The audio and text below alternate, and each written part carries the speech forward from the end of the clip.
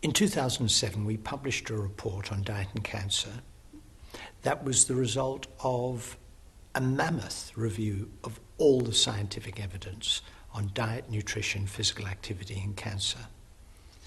We published in the form of conclusions and recommendations, but we didn't actually say how to do any of it, how to achieve it. There were recommendations, so individuals, were they motivated, could read the report and say, perhaps that's what I should be doing. In a different context, I've been using the phrase that we should look not just at the causes of disease, but at the causes of the causes. The causes of cancer were laid out in the Diet, Nutrition, Physical Activity and Cancer report. What this report on policy does is to address the causes of the causes. Why do people eat, drink, be sedentary or physically active in the way they are?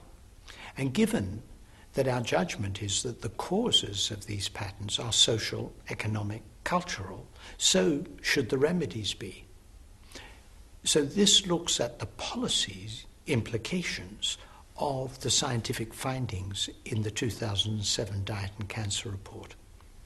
It's quite possible to be gloomy about cancer, and a lot of people are very gloomy about cancer because somehow they think, well, there's nothing you can do about it.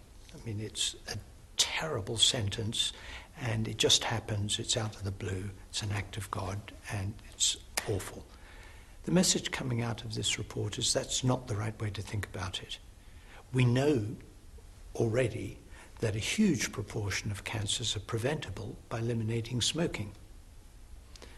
And the message that's coming out of this report is many, many more cancers are preventable by healthy patterns of diet, nutrition and physical activity. So it's a very optimistic report. It's actually saying there's much that we can do to prevent cancer. We don't have to accept that it's a sentence that we'll strike at random. There's much that we can do. So it's a very optimistic report. But it says in order to achieve that optimistic aim of making a significant impact on the burden of cancer, it's going to involve a lot of actors. It's going to involve all sections of society, starting, of course, with individuals, but running right across the whole of society. And we identify 9 groups of actors, as I say, starting with individuals, but runs across the gamut.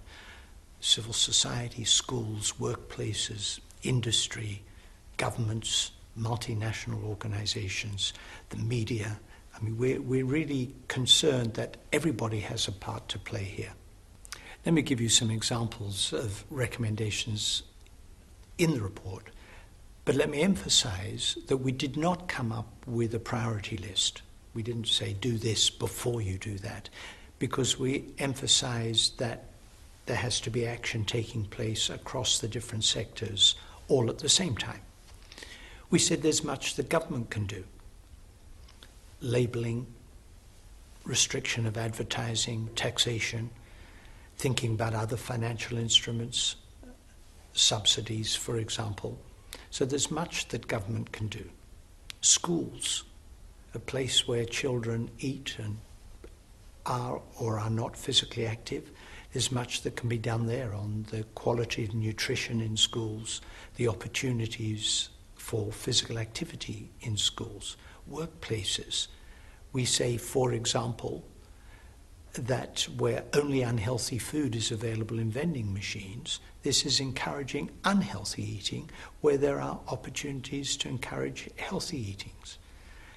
We talk, of course, about what individuals and families can do for themselves and for their children.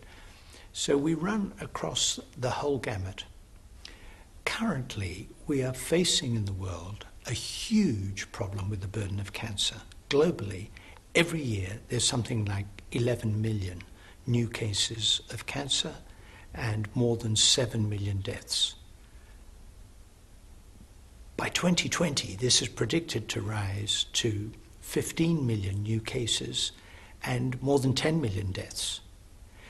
A big part of that, of course, is the growing obesity epidemic. And it's urgent to take action.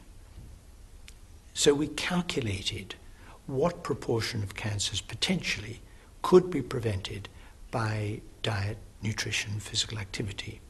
And the answer is, of the most common cancers, about a third in the rich countries could be prevented by these recommendations, and about a quarter in low and middle income countries. So we did calculations for the United Kingdom, the United States, Brazil and China. About a third of cancers in high income countries and about a quarter in low and middle income countries.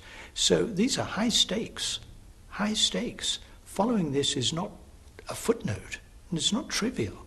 It's actually saying we could make an enormous difference to those millions of new cases and deaths that occur globally every year. We have this rising tide of obesity. We have this rising tide of non-communicable disease in general. And we have this rising tide of cancer. The costs of inaction are enormous. This enormous increase in cancer cases and cancer deaths that will occur globally over the next decade. We can't afford to do nothing. Looking on the other side, the benefits are potentially enormous. We're talking about actually giving people better quality of life, better health, and lower risk of non-communicable disease and cancer. The benefits to individual and society are potentially very great indeed.